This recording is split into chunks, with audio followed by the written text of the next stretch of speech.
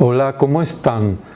Hoy vamos a desarrollar una clase dentro de la serie de la investigación cualitativa relacionada con la última etapa de la investigación, que consiste en el análisis, en este caso cualitativo, de datos y la presentación de los resultados o de los hallazgos. Es obvio que la investigación de cualquier índole, de cualquier clase, debe terminar con esta parte de análisis y representación de datos, sin lo cual la investigación obviamente no tiene visibilidad y carecería de sentido. Lo que pasa, sin embargo, y lo que caracteriza esta clase de análisis de datos es el hecho de que los datos consisten en textos y discursos que quedan en nuestras anotaciones, videos, grabaciones, notas de campo, que nosotros hemos hecho durante el trabajo de campo, a través, por ejemplo, de observación participante, donde hacíamos notas, a través de entrevistas en profundidad grabadas, filmadas o también escritas.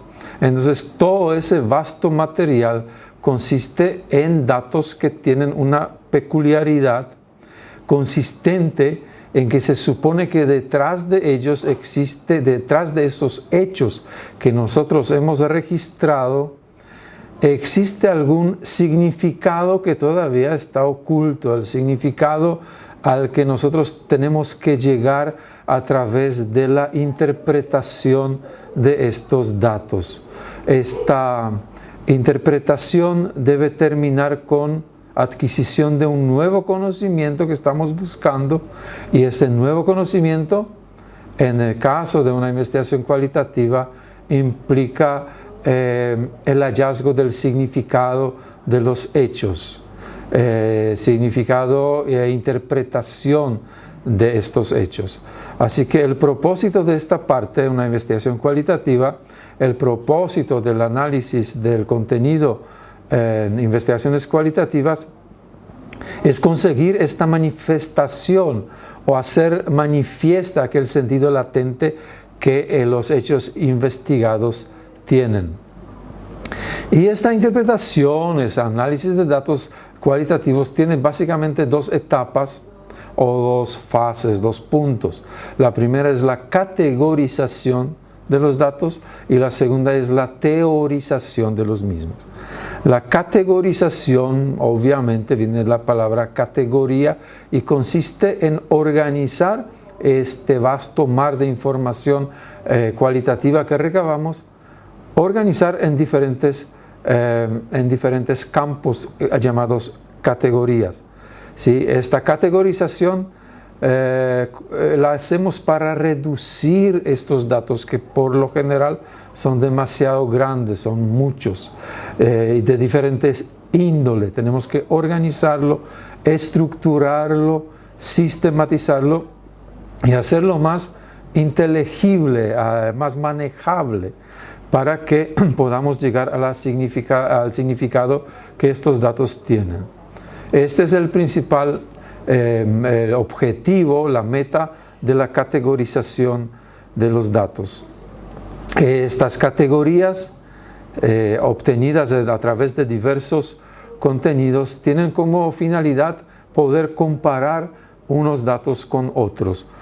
Para no ser tan abstracto y teórico, voy a remitirme a una de las pocas investigaciones que tuve la ocasión de dirigir en una oportunidad. Digo pocas porque la mayor parte en nuestro medio me toca siempre dirigir tesis o investigaciones cuantitativas, pero en una ocasión tuve el privilegio, digamos, porque aprendí mucho también con la tesista, dirigir una investigación que quería estudiar el comportamiento de chicos y chicas que en un colegio, el comportamiento recreativo. La estudiante estaba inquieta en el sentido cómo las chicas y los chicos utilizan los espacios para la recreación en un colegio. Entonces, las categorías, me acuerdo que una de las categorías consistió en el lugar de la recreación, el lugar donde se reunían chicas y chicos o grupos mezclados a veces para compartir espacios de ocio, de recreación. Y por ejemplo, las categorías en este caso podría ser el aula, la categoría podría ser el corredor, la escalera, cancha, espacio de juegos, etcétera. Porque no, la categoría en este caso, en ese estudio, significaría el lugar en el cual se observaba la conducta recreativa de los alumnos. Otra categoría en este caso, me acuerdo que era el tipo de comportamiento recreativo, algo así que podría ser la conversación, la charla, juegos de mesa, juegos en la cancha, podrían ser juegos deportivos, o sea, diferentes clases, conversación, diferentes clases de comportamiento que tenían los chicos durante el recreo. Luego, ¿para qué sirven estas categorizaciones? Pues primero, para realizar comparaciones, ¿no? Por ejemplo, lo que fue el objetivo principal de esta investigación, comparar qué espacios o qué porcentaje, qué cantidad de espacios recreativos ocupan chicos y chicas respectivamente. Esa sería la comparación. Contrastar las situaciones, qué clase de juegos, qué forma de recrearse es preferida por las mujeres y cuál es la preferida por los varones. Esta categorización sirve aparte a organizar conceptualmente los apuntes, dar la información de forma más accesible. Ya toda información no es un mar desconectado de observaciones, sino es un material organizado que nos ayuda al final a comprender las realidades que nosotros hemos detectado en nuestro estudio. En última palabra, entonces la categorización consistiría en una especie de segmentación por unidades de los resultados más relevantes, más significativos desde el punto de vista de nuestros objetivos del interés educativo que realizamos. Entonces, en análisis de datos, la categorización, digamos, es la primera fase. Una vez que tenemos esos datos categorizados, podemos pasar a la fase siguiente. En la placa que pueden ver, estoy usando un ejemplo de mi propio proyecto que alguna vez he presentado en una universidad de Barcelona, un proyecto para una investigación cualitativa para ilustrar de la formación de las categorías y hacer ver que esas categorías tienen que partir de nuestros objetivos o preguntas de investigación que hemos planteado. En este caso, en mi ejemplo, yo planteé un tema sobre la utilización de vestimenta religiosa en la sociedad alemana por parte de mujeres profesionales de origen musulmán que trabajan o se postulan para el profesorado en escuelas públicas. Este tema surgió en una época en Europa cuando se hablaba mucho de los derechos de los grupos minoritarios dentro de las sociedades occidentales. Y de repente el estudio respondió al problema social concreto, manifiesto en esas conductas en diferentes sociedades occidentales, cuando el derecho del uso de una vestimenta religiosa, que es obviamente un derecho humano que tienen esas personas, este derecho entraba en conflicto con el principio de laicidad de la sociedad y más todavía laicidad de los colegios o escuelas públicas. Entonces, partiendo de este problema, me propuse un objetivo siguiente, que consistió en analizar las razones y móviles que inducen a las mujeres profesionales de origen musulmán a seguir utilizando el tradicional velo viviendo dentro de una sociedad occidental. Entonces, a partir de esta pregunta, de este objetivo general, lo desglosé en objetivos específicos. Y el primer objetivo específico, no les voy a cansar con todo, ese es mi proyecto, voy a centrarme en el primer objetivo específico que partió de una revisión previa de investigaciones, de antecedentes. Mi primer objetivo específico consistió en determinar si el uso del velo por parte de esas mujeres es consecuencia de su educación tradicional familiar o es una decisión posterior, libre, consciente y contestataria. Porque he leído que en muchos casos estas mujeres ya no nacieron en familias musulmanes tradicionales. Muchas ya eran agnósticas, hasta ateas.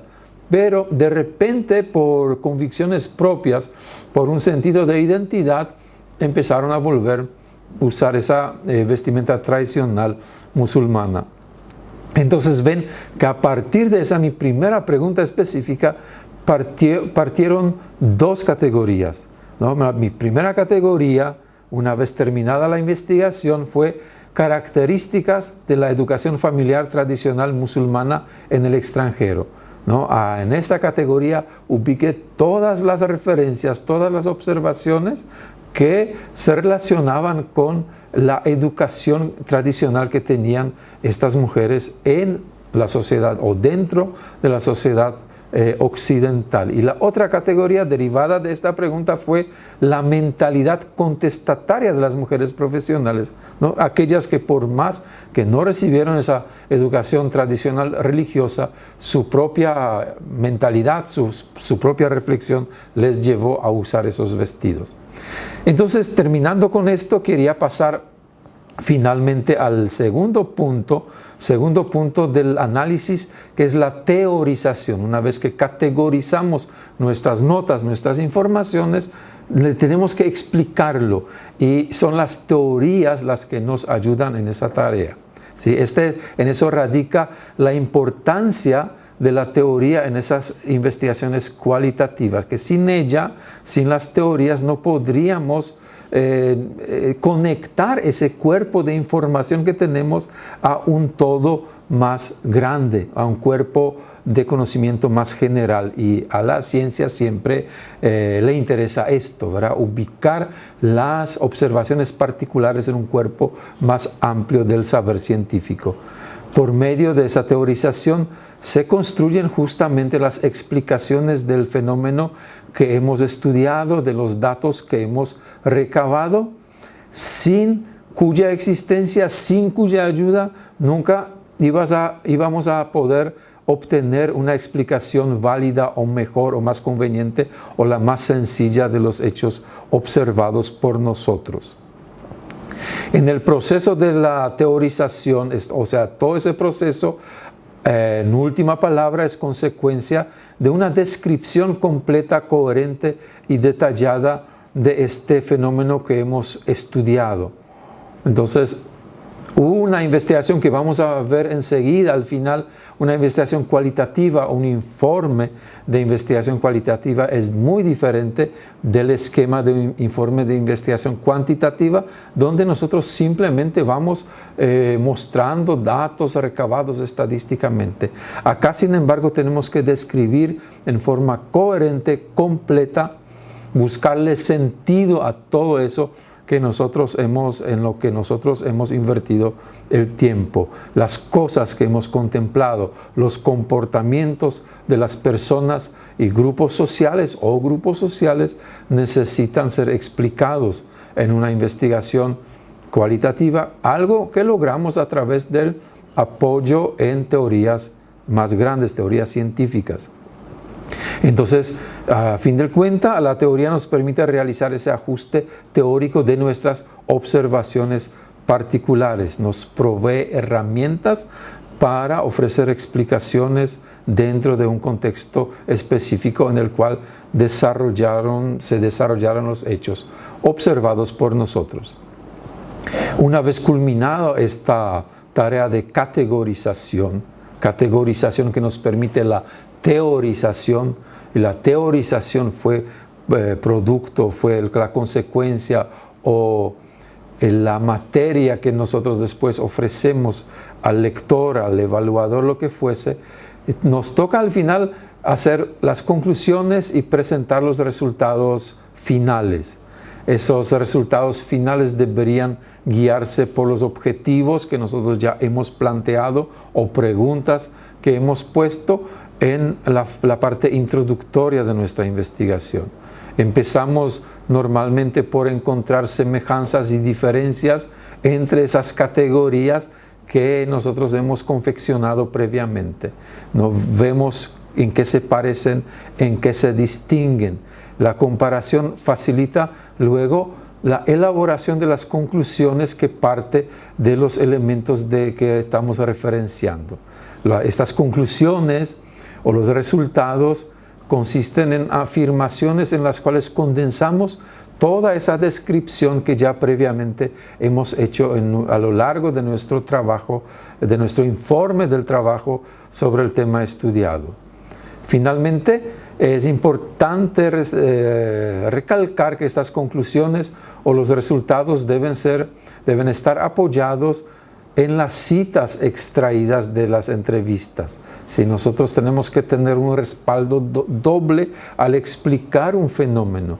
En primer lugar nos apoyamos en las citas de las afirmaciones que hemos recibido o en las escenas que hemos registrado. Y en segundo lugar nos apoyamos en las teorías que nos permiten explicar dichos comportamientos o explicar dichas afirmaciones. Entonces, estas citas siempre interpretamos a la luz de las teorías que hemos revisado. Finalmente, cierro esta clase de hoy presentando un modelo que puede servirnos para la presentación de un informe de investigación cualitativa que tendría, como cualquier informe o escrito académico, páginas preliminares. Esas páginas preliminares normalmente son portada, tabla de contenido, resumen, palabras clave, y los detalles dependen de cada casa de estudio que esto normalmente reglamenta. Después de las páginas preliminares, como en todos los escritos académicos, aparece la introducción. La introducción de una investigación cualitativa debe plantear el problema, los objetivos o las preguntas de investigación, tiene que justificar el tema estudiado, tiene que, en otras palabras, decir por qué vale la pena leer este informe, por qué valió la pena gastar tiempo en investigarlo. Y también debe contener una revisión básica de literatura que luego nos guió en la interpretación de los resultados. Eso en cuanto a la introducción. Luego, todo informe de investigación científica, también de investigación cualitativa, debe tener detalles sobre aspectos metodológicos. En el caso de la investigación cualitativa, estos aspectos son un poquito más específicos. Debemos, en primer lugar, informar sobre cómo hemos seleccionado los informantes y describir el escenario. Por ejemplo, si lo hemos estudiado dentro de una escuela, como mi alumna de la investigación sobre la recreación, tenemos que describir cómo hemos accedido a las entrevistas, a los sujetos que hemos investigado. Tiene que también tener un apartado sobre la entrada del campo. Es un concepto que se estudia en la investigación cualitativa. Por campo entendemos aquel lugar físico en el cual nosotros entramos como investigadores para entrevistar a las personas o para hacer nuestras notas. Pero puesto que el investigador cualitativo pasa mucho tiempo con sus sujetos de investigación, con sus informantes, entonces tiene que gastar el tiempo para crear un sentido de confianza entre ellos. Entonces no puede solamente entrar y ya de buena primera hacer entrevistas o sacar fotografías. Entonces esa entrada de campo el investigador debe relatar cómo lo hizo. También se debe describir las estrategias técnicas, tácticas de recolección de datos, si usaba notas de campo, si hacía entrevistas en profundidad, si grababa las entrevistas, etc. Tanto la entrada, como se describe, como uno entra al campo, también se requiere describir la salida, la retirada del campo. Y finalmente describir cómo se han analizado los datos, cómo se hizo especialmente esa primera parte de la cual hablamos hoy, cómo se hizo la categorización, en qué consistían esas categorías que hemos seleccionado. Esta es la parte de metodología. Entonces, a partir de ahí viene lo principal del reporte de una investigación cualitativa, que son los resultados. Esos resultados son la consecuencia de todo lo que hablamos hoy en esta clase, de la comparación entre las categorías, nuestras interpretaciones de las entrevistas, interpretaciones, notas de campo que hicimos, los resultados y nuestras conclusiones. Y como siempre en cada escrito académico científico, no puede faltar el listado de referencias bibliográficas que hemos usado en esta investigación. En esta parte entonces cerramos la clase de hoy y le agradezco por la atención.